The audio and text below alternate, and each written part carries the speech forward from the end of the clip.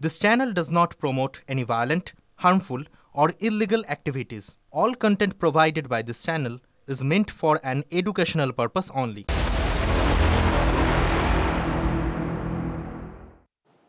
নমস্কার, দেখছেন টিভি9 বাংলা। আপনাদের সঙ্গে রয়েছে আমি তন্নিষ্ঠা। এই মুহূর্তে যে খবরে আমাদের নজর রাখতেই হচ্ছে তা হচ্ছে তিলোত্তমা ধর্ষণ খুনের প্রতিবাদে রাজ্য জুড়ে প্রতিবাদের ঝড়।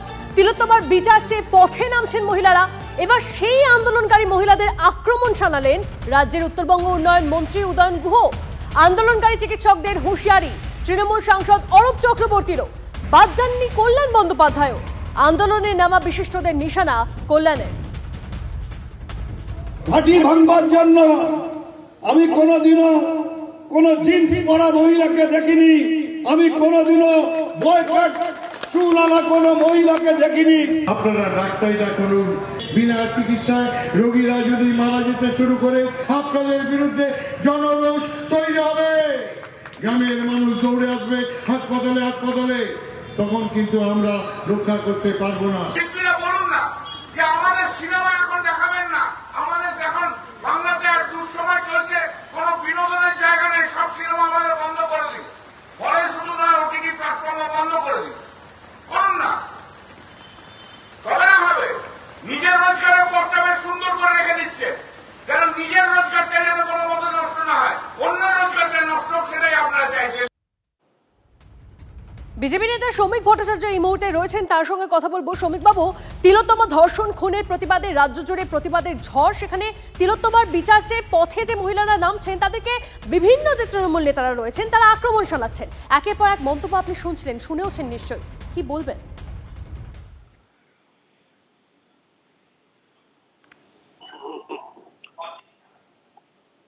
শ্রমিক বাবু শোনা যাচ্ছে?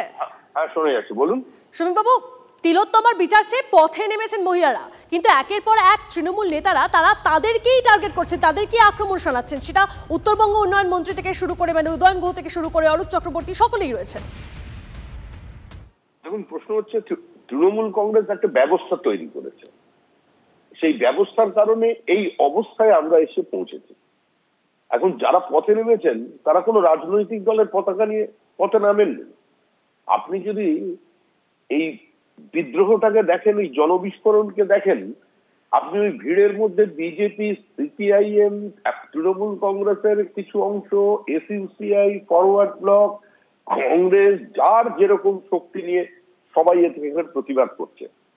এখন আরেকটি বিষয় আছে, এটা কোনো বিচ্ছিন্ন খুন বা ধর্ষণের ঘটনা নয়।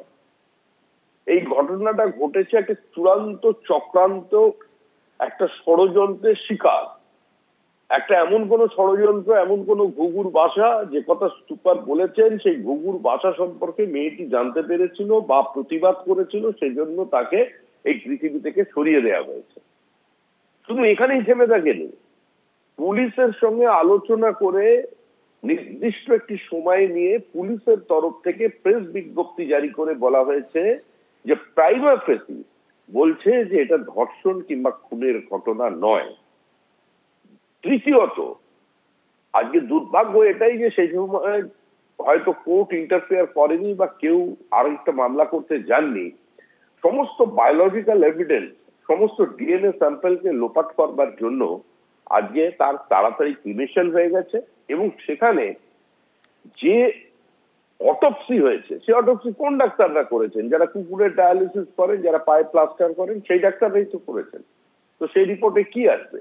প্লেস অফ অকারেন্স, অকুস্থল, সেটাকে ভেঙে দেওয়া হলো। যে বাথরুমে মেয়েটিকে খুন করা হয়েছে বলে সন্দেহ করা হলো, সেখানে সমস্ত ব্লাড স্টেনকে মুছে ফেলে দেওয়া হলো।